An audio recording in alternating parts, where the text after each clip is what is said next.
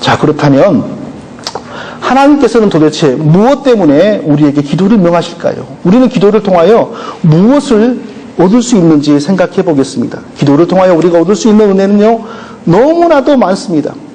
몇 가지를 요약해보면, 첫째로 우리는 기도를 통하여 하나님과 인격적인 관계를 깊이 쌓아갈 수가 있습니다. 하나님과의 개인적인 관계를 계속해서 쌓아갈 수 있는 방법이 바로 기도입니다. 우리는 모든 것을 위하여 기도할 수 있습니다. 당장 나의 삶의 필요를 위해서 다 기도할 수 있습니다. 직장을 위해서도 기도할 수 있고요. 무엇을 위건 우리에게 필요한 모든 것을 위하여 하나님께 기도할 수 있습니다. 하나님께서 우리의 모든 기도를 들어주시고 귀히 여겨주시는 이유는 그 기도를 통하여 하나님과 우리 사이에 인격적인 관계가 더 깊어지기 때문입니다. 자, 사람과의 관계를 생각해 보십시오. 모든 관계의 시작이 무엇입니까? 대화입니다.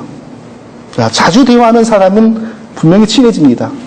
대화를 깊이 나눌 수 있는 사람은 인격적인 관계가 깊어집니다. 대화를 많이 할수록 그 사람의 인격의 특성을 알게 되고 더욱더 신뢰가 깊어지는 것입니다. 하나님과의 관계도 마찬가지입니다. 왜냐하면 우리가 사람과의 대화를 통하여 그런 것을 느끼는 것은 하나님의 형상으로 우리가 지어졌기 때문에 우리도 역시 하나님과의 대화를 통하여 하나님과 인격적인 관계가 깊어진다는 것을 알 수가 있는 것입니다.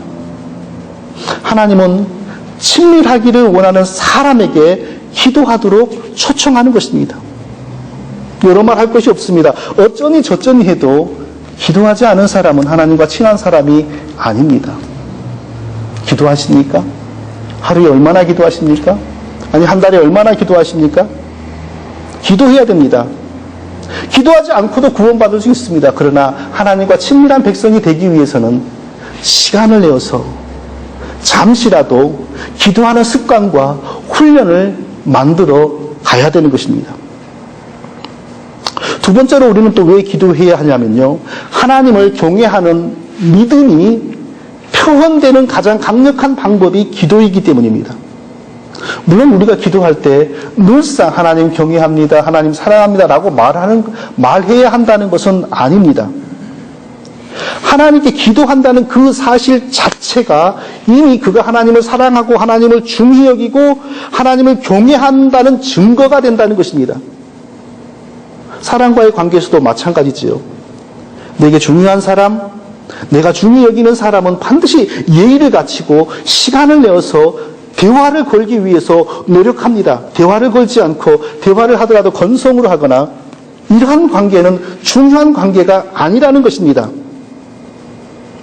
성도가 하나님께 기도하기를 힘쓴다는 그 자체에 이미 그 성도의 마음에 하나님을 경외한다라는 믿음이 들어있는 것입니다.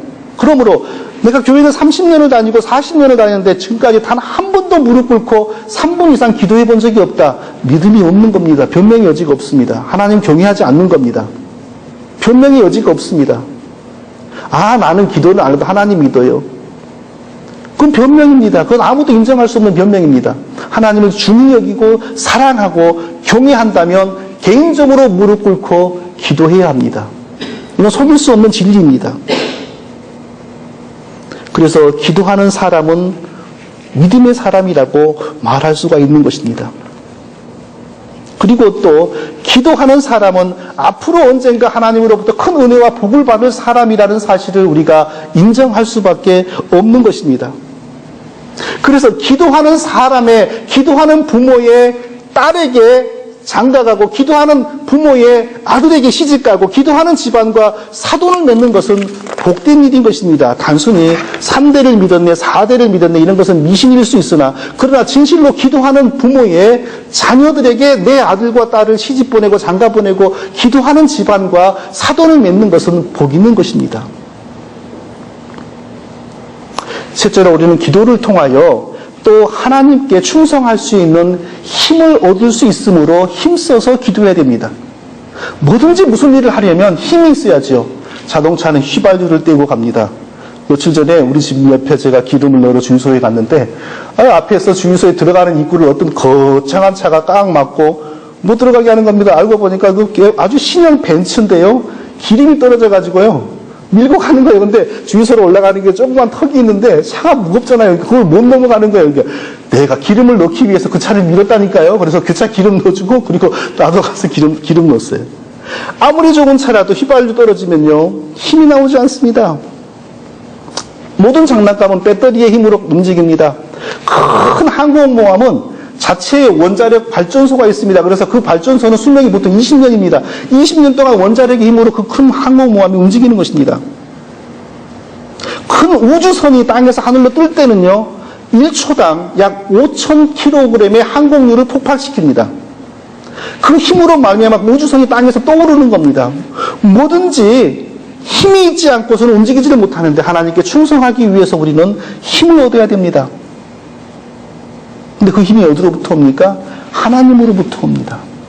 이 세상 어디에서든지 우리가 하나님께 충성할 수 있는 힘을 만들어주지 않습니다. 하나님께 충성할 수 있는 힘이 때로 목사에게서 나오는 것 같고 때로 사람에게서 나오는 것 같으나 하나님이 목사나 사람을 통하여 주시는 것이지 사람이 주는 건 아닙니다. 그러므로 모든 믿음의 위대한 사람들의 이 특징을 보면요. 기도가 많다는 겁니다. 기도합니다. 기도가 전혀 없는 사람 치고 믿음의 사람 되는 경우가 없습니다. 시간이 꼭 중요한 것은 아닙니다. 위대한 설교자였던 스펄전은 한 자리에서 15분 이상을 기도하지 못했다고 합니다. 그분은 잠시씩 15분 정도 미만에 기도하는데 그 15분 정도의 기도를 매일 자주 반복했다고 합니다. 그러나 종교개혁을 할 때 루터는 새벽에 일어나서 3시간 정도를 매일 기도했다고 합니다. 그 자신이 3시간 정도를 기도하지 않으면 마귀에게 밥이 될 것이라고 하는 사실을 두려워하면서 힘써서 기도했다고 합니다.